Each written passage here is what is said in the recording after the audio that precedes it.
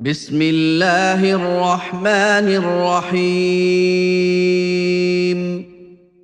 هل أتى على الإنسان حين من الدهر لم يكن شيئا مذكورا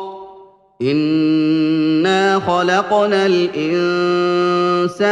من نطفة أمشاج نبتليه فجعلناه سميعا بصيرا إنا هديناه السبيل إما شاكرا وإما كفورا إنا أعتدنا للكافرين سلاسل وأغلالا وسعيرا إن الأبرار يشربون من كأس كان مزاجها كافورا عينا يشرب بها عباد الله يفجرونها تفجيرا يوفون بالنذر ويخافون يوما كان شره مستطيرا ويطعمون الطعام على حبه مسكينا ويتيما وأسيرا إنما نطعمكم لوجه الله لا نريد منكم جزاء ولا شكورا إنا نخاف من ربنا يوما عبوسا قمطريرا فوقاهم الله شر ذلك اليوم ولقاهم نضرة وسرورا وجزاهم بما صبروا جنة وحريرا متكئين فيها على الأرائك لا يرون فيها شمسا ولا زمهريرا ودانية عليهم ظلالها وذللت قطوفها تذليلا ويطاف عليهم بآنية من فضة وأكواب كانت قوارير من فضة قدروها تقديرا ويسقون فيها كأسا كان مزاجها زنجبيلا عينا فيها تسمى سلسبيلا ويطوف عليهم ولدان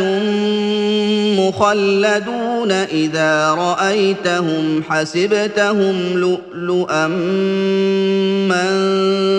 منثورا وإذا رأيت ثم رأيت نعيما وملكا كبيرا عاليهم ثياب سندس خضر واستبرق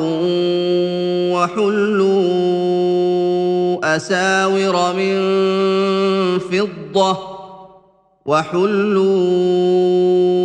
أساور من فضة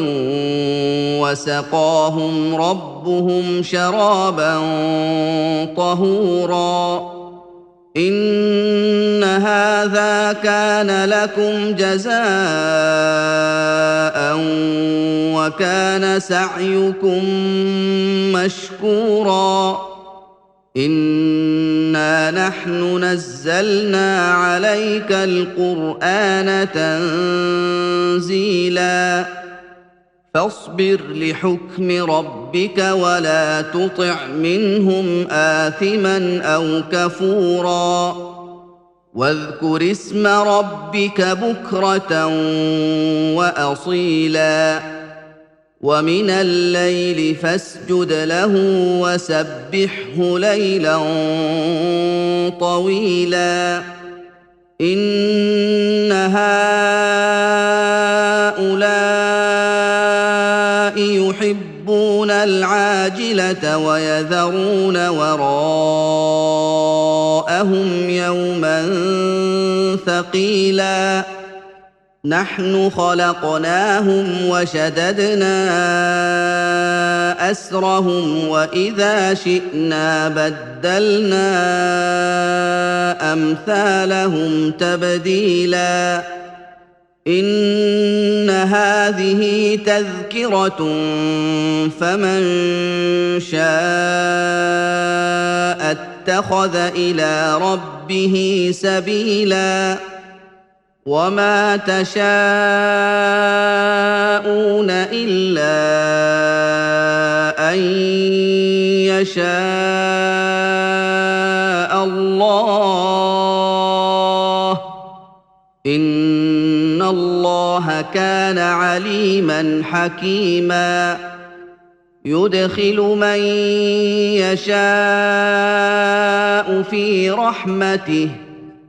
والظالمين أعد لهم عذابا أليما